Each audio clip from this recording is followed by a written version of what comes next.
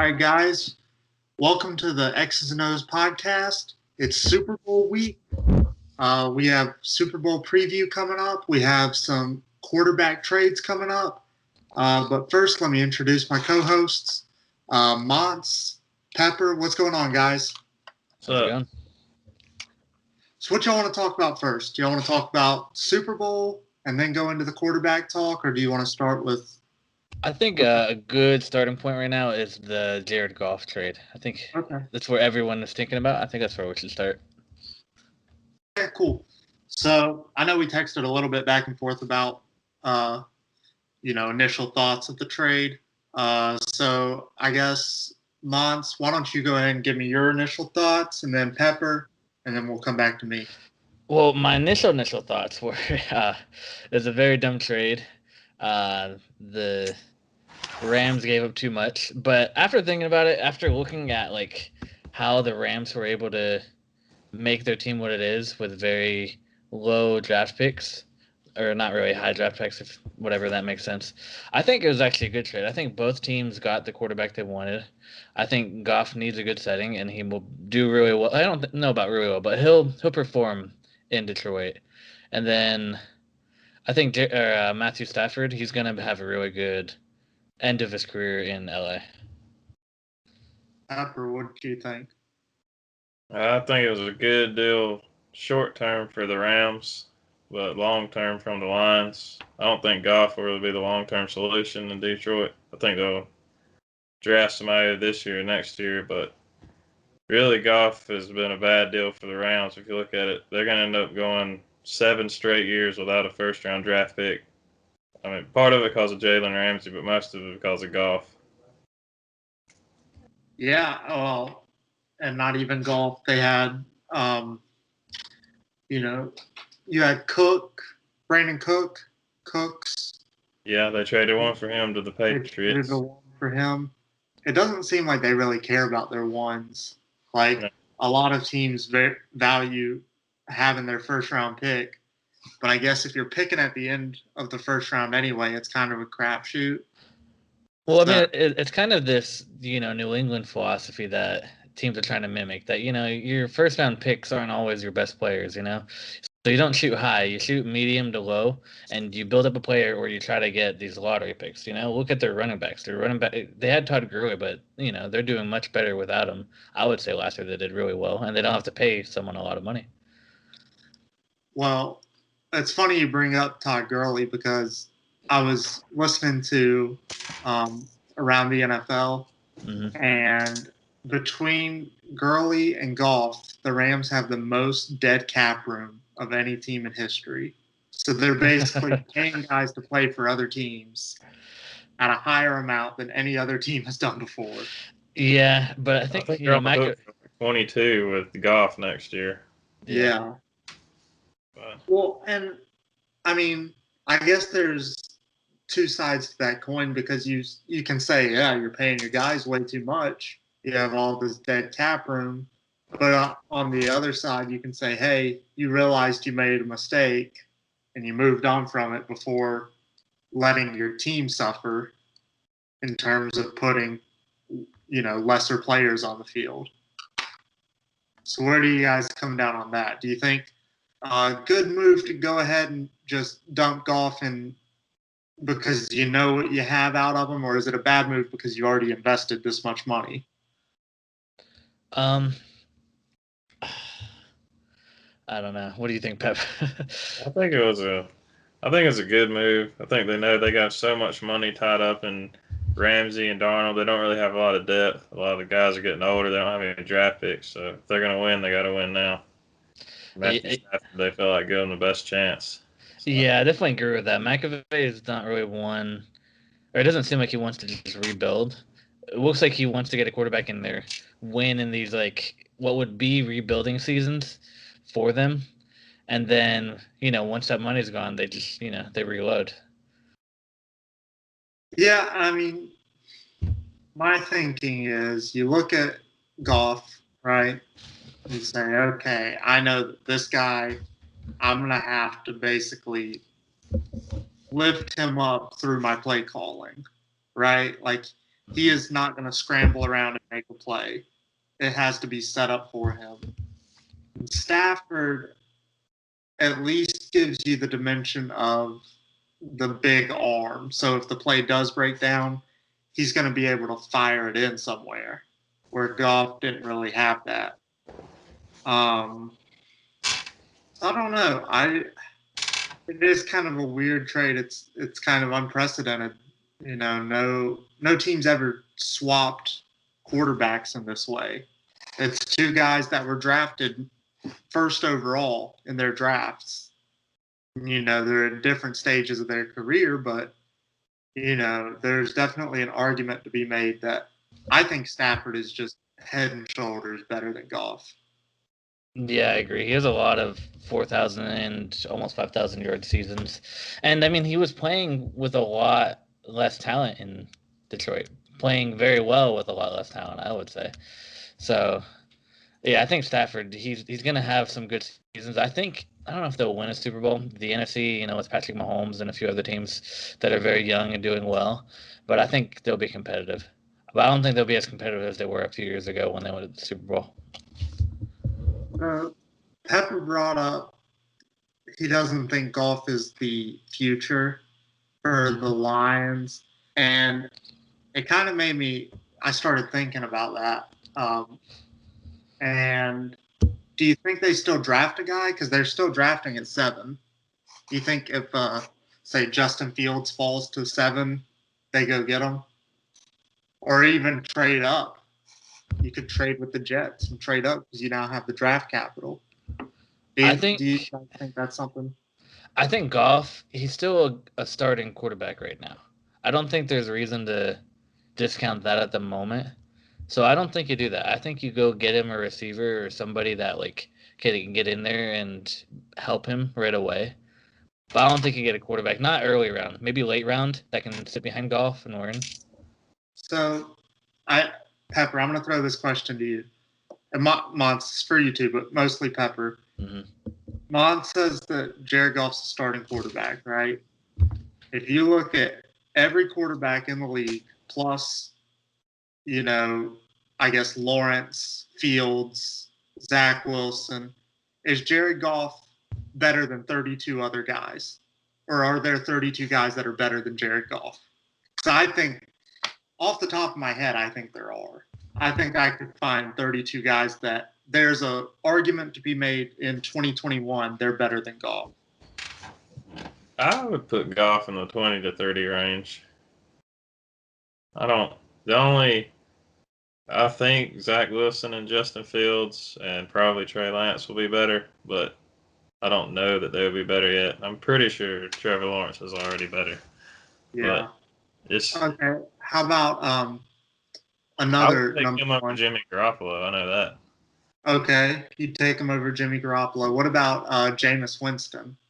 You could even throw Taysom Hill in there. Both the Saints quarterbacks.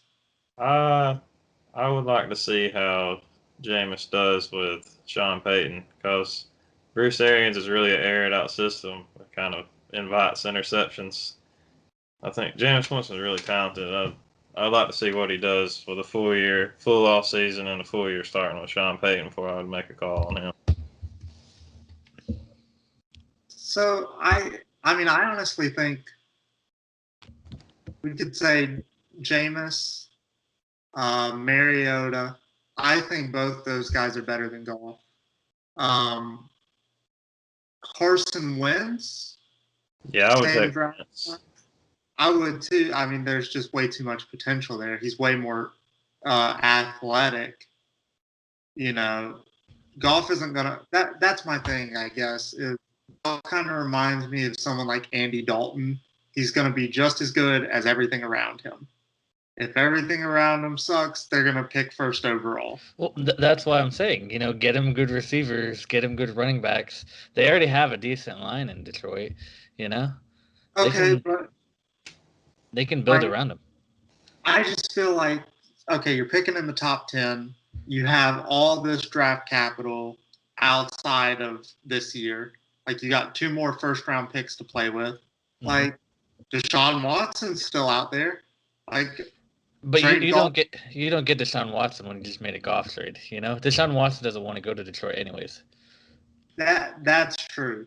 Yeah. That is true. But there are guys out there, I think, that Jimmy Garoppolo, who, I mean, you say you take him over, I think it's 50-50. I probably won't make that trade. But one thing Goff has over Garoppolo is Goff stayed healthy. Yeah. And Goff has an actual arm. Yeah. That's true. I do agree. I think Jimmy Garoppolo is a bad example. How about talking Eagles, Carson Wentz or Jalen Hurts? I would go after one of those guys before I said, I'm going to make sure that I build everything, like I give this guy everything so we can be 10-6. But to your point earlier. Hurts. Yeah, but to your point earlier, so you're saying get a first-round quarterback. If you look at the draft right now, you have Trevor Lawrence, Justin Fields, and then everybody else. Everybody else is a dark horse. I mean, Zach Wilson, he could be good, but he's also probably going to go. I mean, I don't know if he's a top 10 pick. I think I've not seen him get put behind Justin Fields yet. Every mock draft and everything I've seen, they have him as the second guy in front of Justin Fields. Well, that's because the Jets are going to like him more than Justin Fields and Ohio State quarterbacks. But That's if you, better. but look at it this way though. There's a big drop off. Everyone can say Trevor Lawrence is generational talent. He's 100% the best. Yeah. Okay, we can agree on that. And then there's drop off right there. So do you really go for that 7th pick for a quarterback that is that much of a drop off, or do you stay with Jared Goff and get a younger player, put him into your system, maybe get a quarterback later in the draft that you can build up like a Kyle Trask or somebody, because you can get the same level of talent is what I'm saying in round 2 or 3 as you can at 10 or 7, wherever that. But they don't really need to go for quarterback at 7. The only team that I think out after the top 5 picks that should go for a quarterback is New England, and they're probably going to get Mac Jones. But they don't have a quarterback at all. They have Cam Newton. You have Jared Goff. You put him into your system. You see how he does one season. If not, you either try to play that guy that you drafted later in there, or you get someone good next year. That makes sense? I mean, it does. I find it hard to believe you're saying, like, if you're a decision maker for the Lions, you're saying to your team, to everyone, like to your fans, we traded Matt Stafford for Jared Goff. We're not going to give you a backup plan this year if Jared Goff plays horribly in the first few games. And we guarantee we're going to be better than last year. But it's also like, ever since Jared Goff got to LA, no one was sold on him. The fans weren't sold on him. The coaches, I mean, they might have said, but no one was sold on him. Detroit actually wants him, and they'll actually play to his strengths, I think. In LA, they weren't really playing to his strengths. They're going to keep it simple in Detroit. He's not going to have to make as many reads. He's not going to have to make as many calls like pre-snap or anything. Detroit's going to keep it simple. Take that number 7 pick and get like Najee Harris or somebody. Do what the Titans are doing with Tannehill. I think Goff is better than Tannehill. I disagree with that. Yeah. I'd put Tannehill way above Goff. At least just based on their athletic ability. If you look at career-wise, Goff has had better stats. Goff has more 4,000-yard seasons. If you look at Goff in 2017, he was 28-7. Goff has had great seasons. Tannehill, with Miami, he was abysmal. With the Titans, he hasn't proven that he can win, just that he can get there. Once they stop Derrick Henry, Tannehill doesn't do much. They live and die by the run game.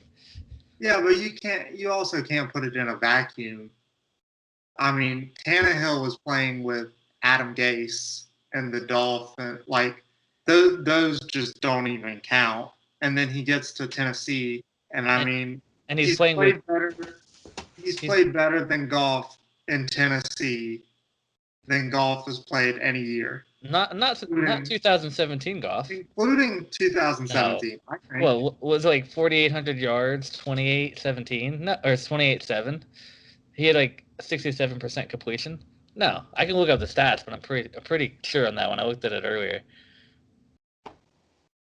Pepper, where are you weighing in? What's you thinking on this? As far as Tannehill Goff, Yeah. I think Tannehill's more talented for sure, but Goff's younger. I think Goff has potential. I probably wouldn't take a quarterback at 7. Yeah. I mean, when you look at it, Detroit's Detroit, so they're still going to suck in 5 years, regardless of what. Yeah, sure. They're going to win. All right, so he threw for 3,800 yards that season, but he threw for 47 the next 2 seasons. But he was 28 touchdowns, 7 interceptions. Where's the QBR? I'm on Pro Football. I don't think they do. Oh, the QBR was 55.7, so it wasn't that great. But he was also playing in a team that ran the ball a lot too, and that leaned on his defense going to the Super Bowl. But that's still a good season though. 11 and he has only had one losing record in his career. He's 11-4, 13-3, 9-7, 9-6.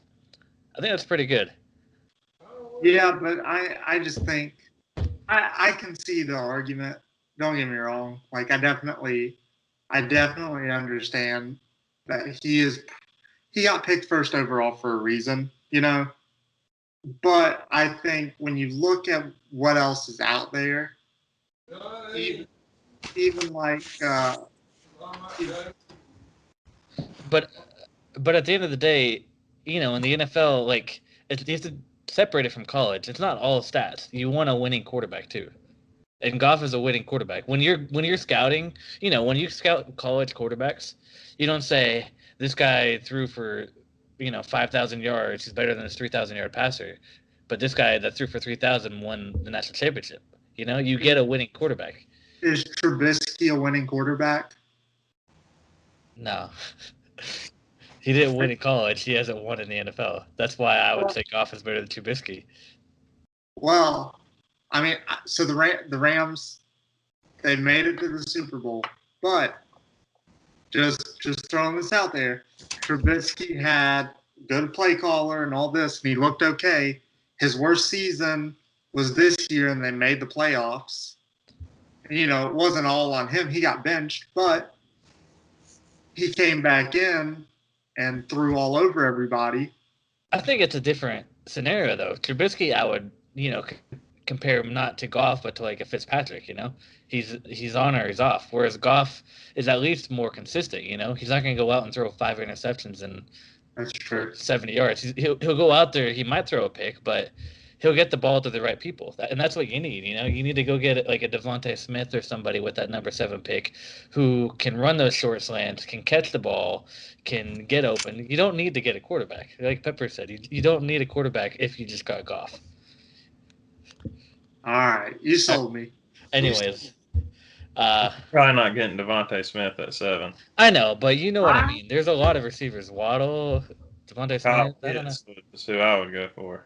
Yeah, Kyle Pitts. Yeah, there's a lot of good receivers to get at 7. Yeah, get a pass catcher. Exactly. Don't limit it to receiver. But or Rashad Bateman. I know he's supposed to go later, but he's a big body. He can catch. Yeah, I mean, we've spent a lot of time on the Lions and what they're doing, but I will say you have an early 2nd round pick, and you look at AJ Brown, DK Metcalf, Terry McLaurin. Like you can get a number 1 with the 2nd round, like your 2nd round pick. So I agree. Anyway, moving on. Do you guys want to talk Deshaun Watson at all? Where do you think he's going to go? Or do we want to save that for another day? We could talk about it. What do you think, Pepper? It looks like he's probably going to Miami. If I was him, I'd be doing everything I could to go to San Francisco, though, if he wants to win. But yeah. I don't think they got a lot of cap room. I don't either. Go ahead, Watts. I think San Fran's a good pick. Miami does look like the favorite right now if he's gonna leave. I don't think the Titans or the Texans are as quick to leave or get rid of him, but Miami or Carolina are my 2 picks. Carolina, they're set to win a Super Bowl if they get a quarterback. That's my pick. Carolina is absolutely my pick. Christian McCaffrey, they have good receivers with Anderson and a few other guys. Their line isn't bad. If they get Deshaun Watson, they can draft a couple people. Yeah.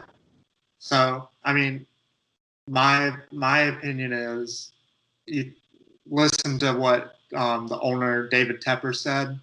He said, we're going to be aggressive about it. We're making calls. We're not shying away from going after a guy like Deshaun Watson. He's from this area. The only other argument to be made is the Falcons, if you want to talk about where he grew up. And they definitely do not have the cap room for that. You have Matt Rule. He could be one of the best coaches in the league. I just think that's a perfect spot for him. I don't think, the Falcons, even if they did have the cap room, I don't think they're ready to get rid of Matt Ryan. Not for a high dollar quarterback. That would be a team that maybe can draft early or, mid-second round. But they're definitely not ready to get rid of him. But what do the Panthers have to give up to get him, though? Well, the Dolphins have the second pick, so they can get Deshaun. The third, yeah. Third or fourth. Yeah, third. It's the Texans' pick. Mm-hmm. You get the pick back. And, part of me thinks there might be a little bit of I don't know if this is how it works, but subconsciously there might be a little bit of, I'm not going to give you our best player ever to get my picks back. I think there's a little bit of ego that might be involved there. Whereas with the Panthers, you're also getting him as far away. You may never have to play Deshaun Watson unless you ever think you're going to get to a Super Bowl. So yeah, and I think scenario, Panthers pick in the top 10. I think you can give them your first pick, give them your second, you give them a first next year. I honestly wouldn't even be opposed to saying hey, here's Christian McCaffrey. They can do exactly what the Rams just did, first, second, and Teddy Bridgewater. Sure, yeah. I think that's. I don't think that's the best trade. I think you win, or I think that's a win-win because if they get rid of first and Teddy Bridgewater, but take the bearing of the contract or something like that, I think that's worth it. I would honestly give a first, maybe a second, Teddy Bridgewater and Christian McCaffrey, and just go sign Todd Gurley or whoever. Mike Davis played better than Christian McCaffrey did last year. Well, I understand he played in 2 games. I know. That's what I'm saying. Christian McCaffrey is maybe the best running back in the league, but I don't think the best running back in the league wins you a Super Bowl. Yeah, I just give up McCaffrey to get him. Do what? I think you have to give up McCaffrey. You're not getting him for a low top 10 pick and a second round pick. Yeah, it's probably gonna be McCaffrey first. You have to be able to sell tickets, right? You have to have a face of your franchise. Christian McCaffrey can fill that bill. Is McCaffrey outside of his rookie contract? Can they get rid of him though? Yeah, they just signed him to a deal. Yeah, I think money-wise, unless it's not a lot of guaranteed money though. That's true. Yeah. Not I feel like they wouldn't be that much in the hole if they got rid of him. I don't know if you get rid of McCaffrey here though. I don't think it's worth it. For Deshaun Watson? I disagree there. You can find. Well, I don't think. Well, not necessarily worth it for the Panthers. I don't think it's worth it for Deshaun Watson. I don't think Deshaun will want to go there. If they I think they still have DJ Moore, Curtis Samuel, and Rodney Anderson. Yeah, but they have the best running back in the league, and a really good defense. They could probably draft Travis Etienne in the second round. Yeah, but Deshaun Watson's not thinking about all that. He's looking at who around him can make him better. And Matt Rule. Well, Chris Yeah, McCaffrey. Matt I'm Rule, talking about. Curtis I'm talking about Samuel. on that team. Chris McCaffrey is that guy. You know? No, Yeah. not at all. Yeah, I look, I look at that and I say, look, I got 3 number 1 receivers. These 3 guys are better than any 3 on my team. They can sign a tight end. They can you can draft like Trey Sermon in the 2nd round. Who like honestly, I'm also like kind of on the board like, where I want Chris McCaffrey to have a great career, so I don't want him to go to the Texans because he won't have a great career. You know? There it is. No, I still don't think. I still don't think you get rid of him. I don't think. I think Chris McCaffrey is good for this franchise, the Panthers, and right now he's the face of the franchise. You know, they did the same thing to Cam Newton, and I'm sure they regret it. But And the difference though is if you're trading away McCaffrey, you're getting Deshaun Watson. Like, not only is he your face of the franchise, you have like everyone in the Southeast loves Deshaun Watson. He's from Georgia, played in Clemson. He'd be playing in North Carolina. Like, he is automatically the face of the franchise on every billboard. He's working Subway commercials. I still think that's too much to give up. And he's the second best quarterback under 25. Yeah. I mean, he is, but I still think that's way too much to give. I mean, I think you can give up a better. I think you can get a better deal. You know how they say it's not really winning.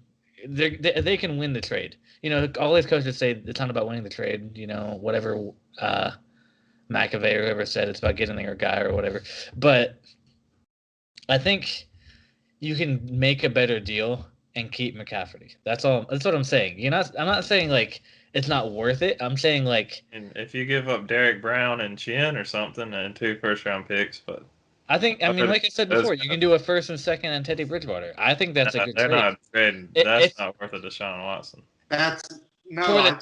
For the Texans who have no 1st and 2nd round pick. Yeah, but Deshaun Watson's not going to play next year for the Texans. They just need to get rid of him. The problem is you trade a 1st, a 2nd, Teddy Bridgewater, right? That's what you're saying? Yeah. The Dolphins give you their 1st, their 2nd, both higher picks. The Dolphins give you 2 first. Exactly. That's why Miami's a better choice. That's why I think Miami's the first choice. But I'm saying Carolina doesn't need to give up Christian McCaffrey. Also, the Texans are going to want a quarterback. If Miami puts that trade on the deal or on the table, and Carolina puts CMC on the table, you're going to go with Tua.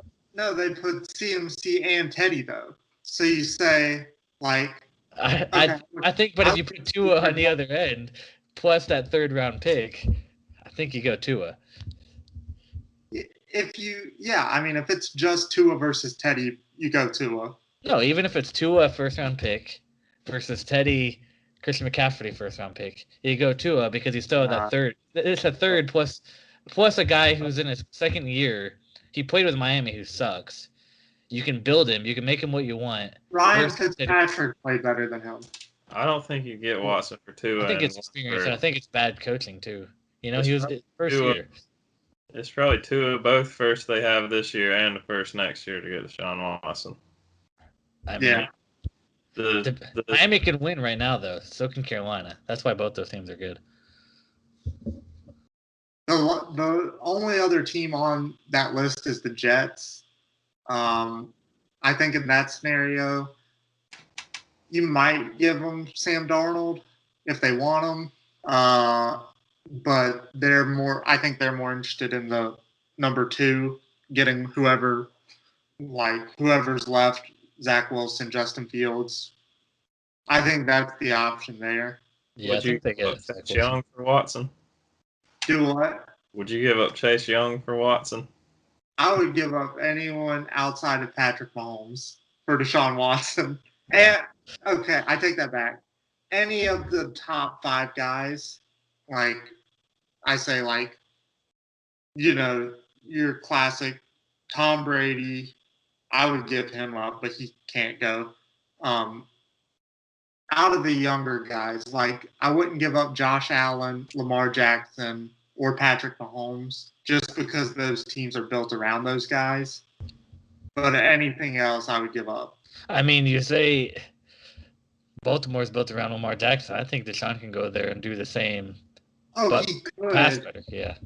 He definitely could, but I think He wouldn't be as good at Baltimore right now. They have no receivers. That's right. true. Built for. I mean, they are getting a new receivers coach, so they might get better. You know? Their best receiver is 5'8", 160 pounds. Yeah, but they're getting a new receivers coach. Oh, yeah. I mean, they could draft a guy too. They can get a guy like Justin Ross, but He's anyway. coming back. Never mind. Beside the point, I think, yeah, it's Carolina, Miami, the Jets are your options. I think Miami probably is the likely choice. At the end of the day, I think that's probably where he goes. And that's still the Southeast, you know. He and if he goes to Miami, they are playing in the AFC Championship next year because Oh yeah. I don't think the Bills can compete. Losing to Patrick Mahomes next year. Do what? They get the honor of losing to Patrick Mahomes next year. Yeah, they get to lose in the AFC Championship. I don't know. We'll see. I mean, Deshaun, you know, with talent around him and a good defense, you never know. Yeah, I agree. So I guess this would be the main event of our podcast. We're going to talk a little Super Bowl.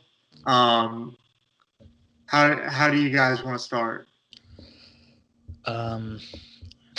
We can start predictions. I don't think final score. We can talk like, you know, who should have a big game. Who do you guys think needs to show up and perform well?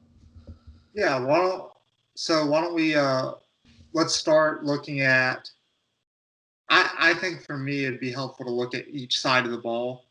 So like Tampa Bay offense, defense, Kansas City offense, defense. Mm-hmm. You don't want to go through it that way.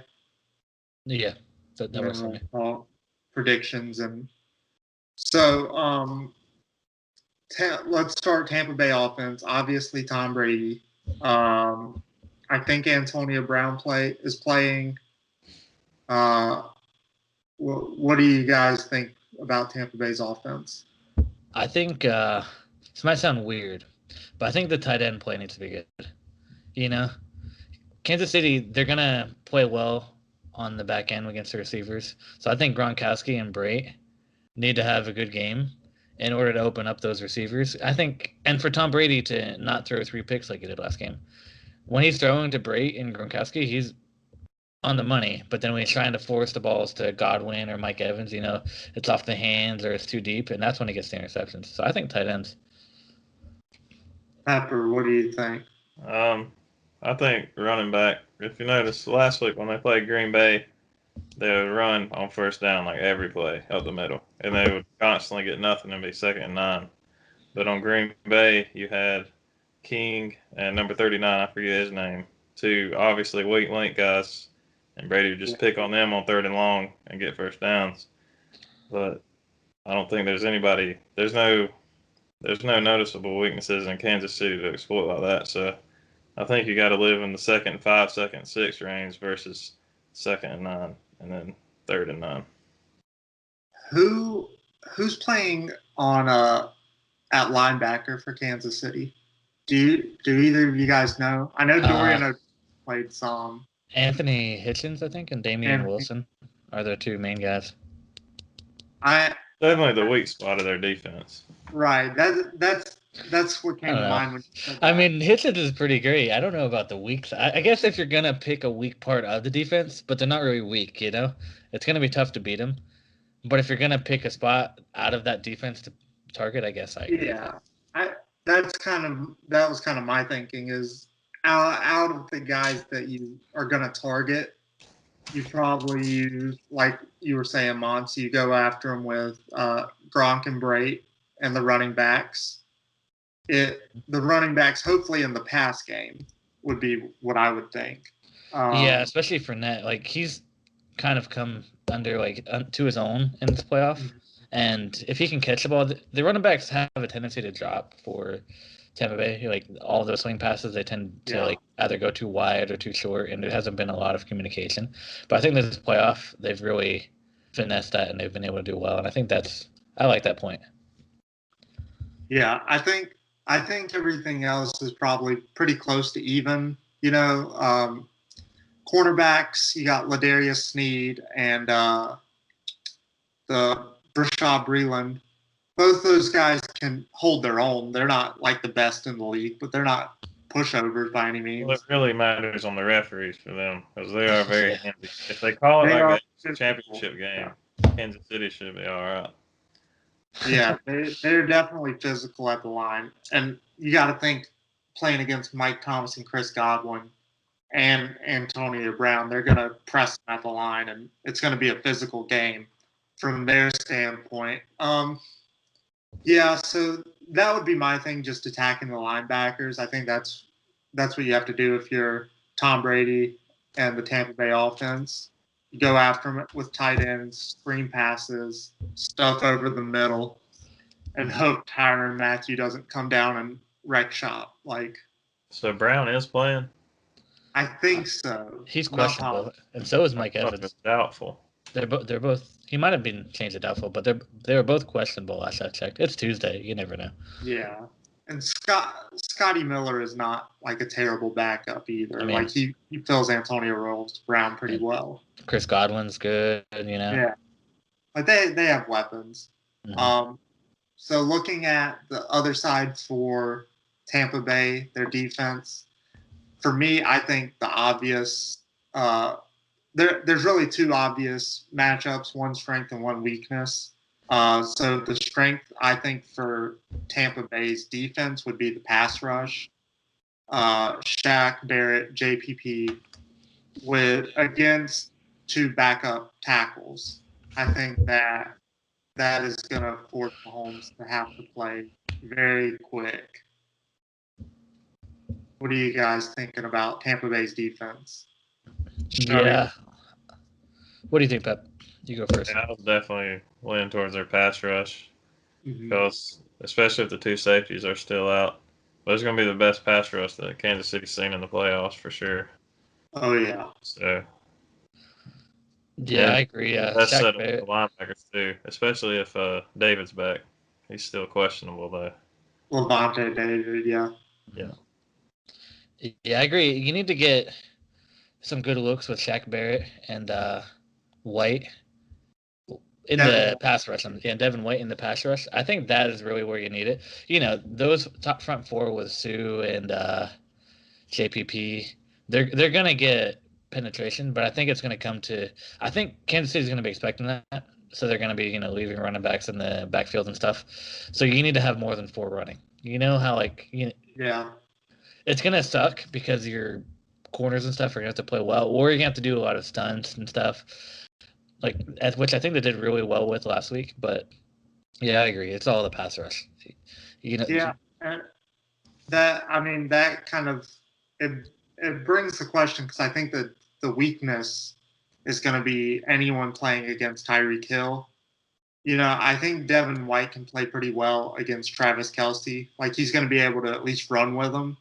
I don't think any of their corners are able to run with Tyreek Hill. I don't think anyone is really. But it kind of brings the question, if they can – how quickly do you have to get to Patrick Mahomes before he can get it out to Tyreek Hill?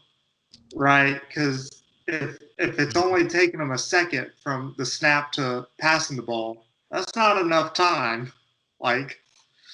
And Andy Reid is very creative. They're going to be doing a lot of different stuff.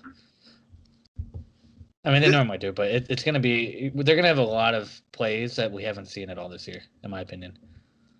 I am really interested in the coaching matchup, just because I don't remember the last time two guys this aggressive have played against each other in the Super Bowl.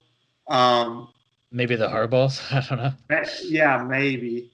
But in terms of how they coach the game, I guess, where Bruce Arians, he's going to let it rip. He's going to let it fly down the field. He's going to take deep shots all day. And then Andy Reid is going to pull up some misdirection and, get his shots in as well. Well, it's exciting. Looking at these two teams, though, if it goes the way you're saying, both teams are just going to take shot after shot. Who do you think it favors then? I would say Kansas City 100%. Is the favorite? If it's going to play out the way you're saying, where it's just going to be deep ball after deep ball, I think Patrick Mahomes right now throwing the deep ball. Tom Brady has done well this year, but looking at last game as the slate for what you want to compare, I think Patrick Mahomes, no doubt. I don't necessarily even think it would be the deep ball. I think if it comes down to offense, if it's a high scoring game, it's got to be Kansas City. Mm-hmm. Like, I just find it hard to believe that Tom Brady is going to outscore Mahomes at this stage.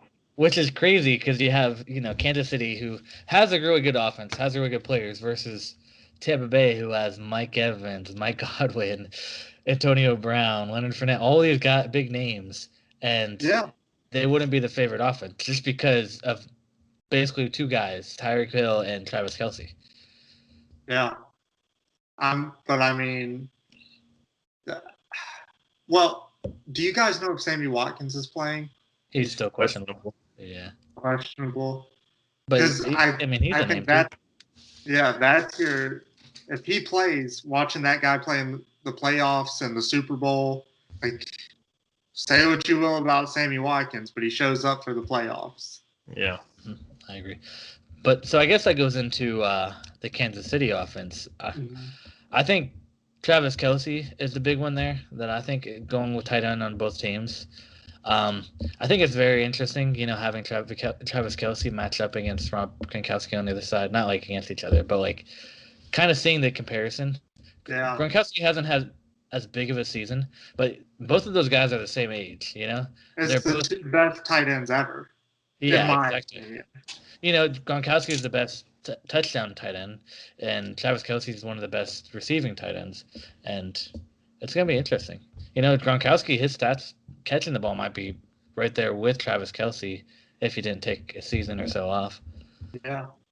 I mean, I agree. I think I thought about that a couple of days ago, that this is, in my opinion, definitive number one and number two tight end ever. I don't know if I'd say definitive. There's some good guys, but I would say at least in the past 10 years, like from what we've seen. Yeah, but I don't know if I'd say definitive. I think I'd say, like, as far as talent goes, maybe not the whole, like, statistics, wins, and all of that. Although those guys do have that. So that is interesting. I think looking at the offense for Kansas City, it really depends on how these backup tackles play. So if they can at least give a game to Barrett and JPP, then Kansas City probably wins this game. But if they are just out of their depths, I think it's probably a big problem for Mahomes. What do you think, Pep?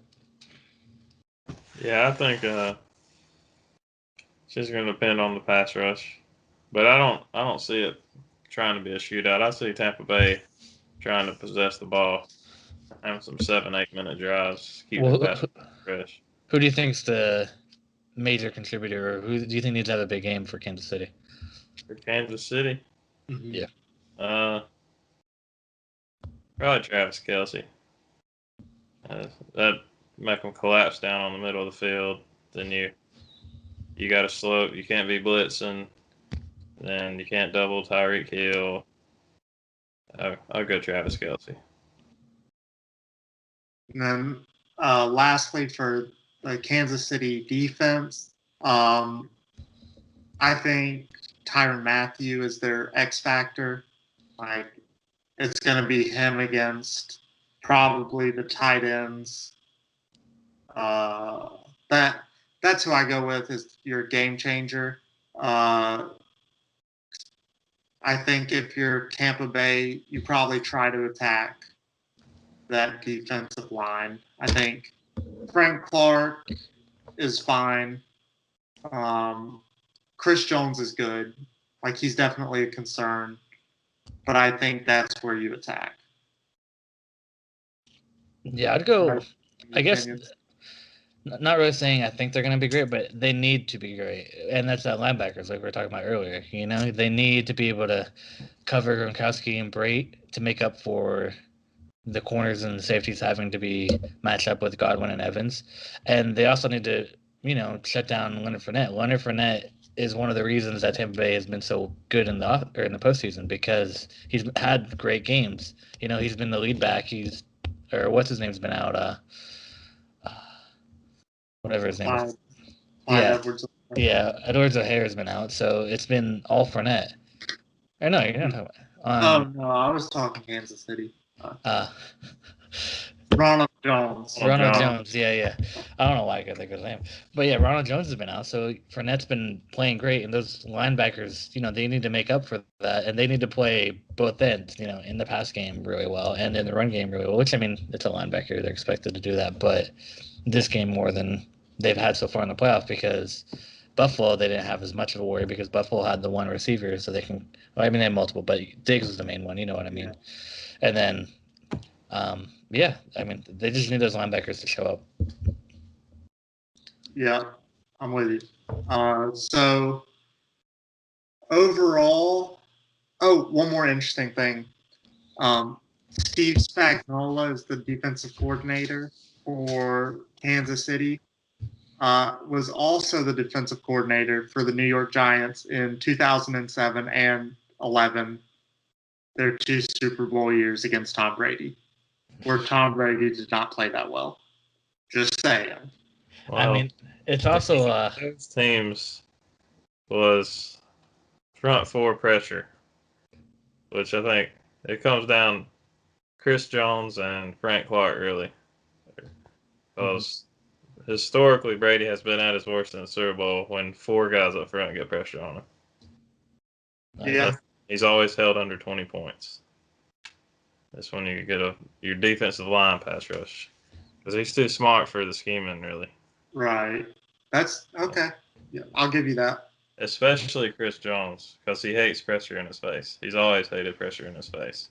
Yeah. If you can get Chris Jones playing like Aaron Donald light, you know, get a couple of pressures, maybe a sack. I mean, or the way Brandon Graham played against him. You know, that's why the Eagles won. Yeah, but they dropped like 40-something. The Eagles won because their defense was terrible. Well, yeah, but Tom Brady was in position to win it, and then Brandon Graham forced a fumble. Yeah, this is true. He did make the play. But I tried to throw that. But also to point out, so the Giants won, and then, you know, a couple years ago the Eagles got revenge from 2004, but they did it without Andy Reid, and now Andy Reid can get his revenge. Okay. Just to point out all this history that's kind of happening right now. Okay. I think an interesting discussion. Tom Brady, if you split his career right down the middle, you give him like 10 and 11 years on each side, he's probably a Hall of Famer in both of those careers. He's top 5 all time in both of those careers. Yeah. He's got 3 Super Bowls each.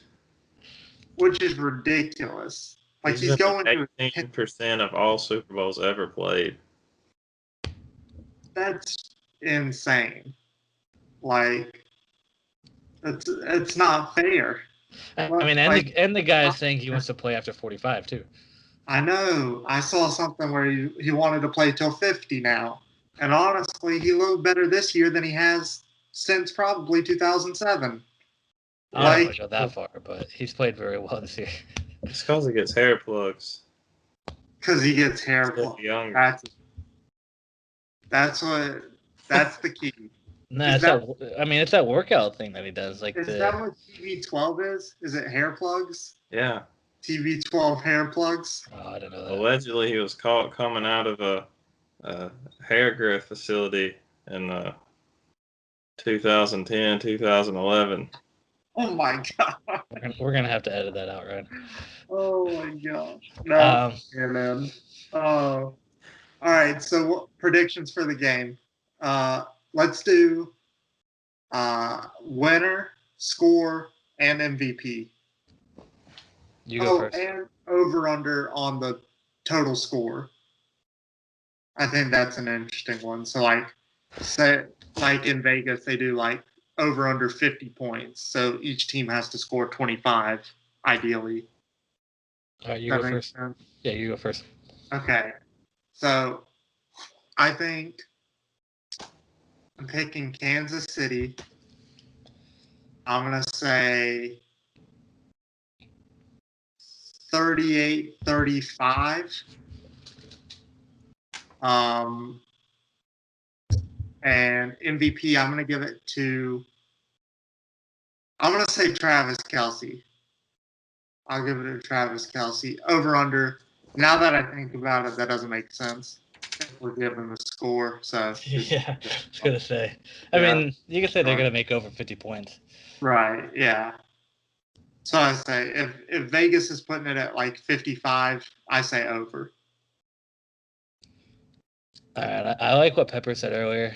Tampa Bay is going to try to hold on to the ball. I don't think it's going to be as much of a shootout as we think it will be. Super Bowls tend to not be. I think 23-16 Kansas City. And I'm going to give MVP to I'm going to say Patrick Mahomes. I'm going to say it's not going to be as pretty everywhere else. That's why Patrick Mahomes is going to get it, just by default. All right, Pat. I'm going to go 27-24 Tampa Bay. Leonard Fournette MVP. Right. The 27-24 is a very Super Bowl-like score, though. I think Pepper chose the best one. Yeah, I think it's normally a field goal or something like that. I think as far as MVP goes, just because it's such a media-driven award, I see it going to. Now, this is if Kansas City wins. Kelce or Tyrann Mathieu, depending on which side of the ball plays better. So if it's a game more like you're saying, Montz, I think Tyrann Mathieu probably wins MVP just based on the two of those guys, the story, their life stories. So they're both good redemption stories. So that was my thinking. I don't think you give it to anyone but Tom Brady if Tampa Bay wins, just because he's 43 years old playing in the Super Bowl. I mean, I think ridiculous. It's media driven though. Everyone loves Tom Brady right now, but I agree with Pepper. If Tampa Bay wins, Fournette is a good option just because he's been playing crazy well. He'll get if they win, he'll need over 100 yards, either passing, rushing, or both. That's all I agree with. But I don't think it goes to Tampa Bay. Not this one. Sorry. All right. All right. Any closing thoughts before we go? I got nothing. All right. Well, we'll come back next week. We'll recap the Super Bowl. We'll talk about our predictions, whether we got them right or wrong. We'll break down the game for all of you. Thank you, everyone, for listening. Montz, Pepper, thank you guys for sticking around and talking and working through all that technical problems. Thank you. All right. Let's stop the recording.